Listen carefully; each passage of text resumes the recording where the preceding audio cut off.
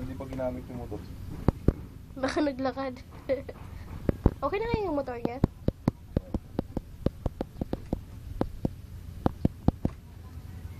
Huwag mag-video. Bakit? Bakit pa lagi kang galit sa akin? Ha? Palagi na lang mainit yung ulo mo sa akin. Hindi tayo lang umalis. Bukas pupunta naman po. Bukas yun? Oo.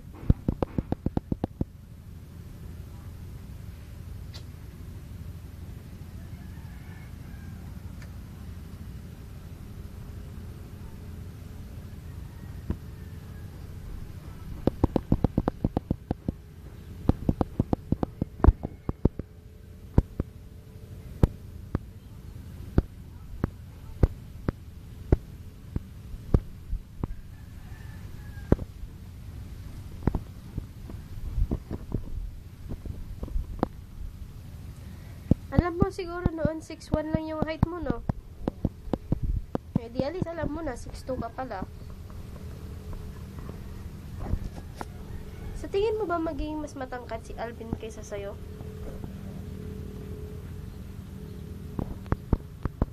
Si Junior maliit lang.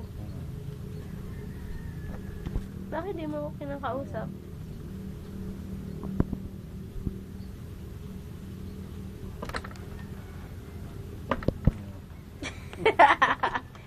Baka mabulok ang laway mo. Yeah. Ano feeling mo na sabi ni Papa ikaw lang ang pwede sa kanila? Sila sinabi. Nung isang araw. Kailan? Ay, kahapon ata yun? Kahapon ba nagpakilala si Kuya Kevin? Ayun yun. Ano sabi?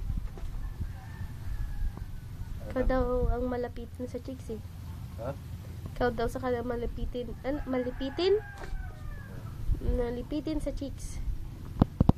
Tapos, Kaya dapat daw humanda na ako. malapitin sa chicks. Paano malapitin?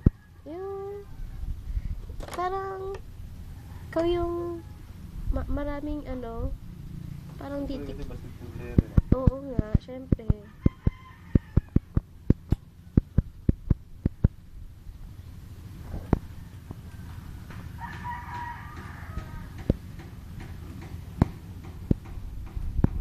Sabi pala ni Papa, pag-aralin mo si Bolit's anak, sabi niya. Ng culinary. Kahit din nasa USAS para makakuha siya ng 72 units. Kaya alam mo yung mga caregivers box? Hindi pala nila magamit yun kung wala silang college units. Oo.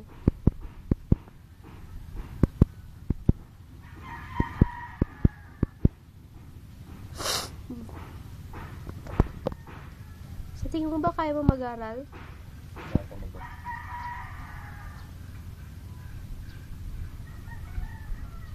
Hintayin ko na lang yung Saudi. Mag-Saudi na lang ako. Bakit? Ha? Bakit magsa-Saudi ka na lang? Ayaw mo mag-Saudi? Hindi naman, gusto ko. Kahit Hindi. dun. Nahanapan na kaya ako ni Andy. Eh, paano kung hindi mag-follow through yun?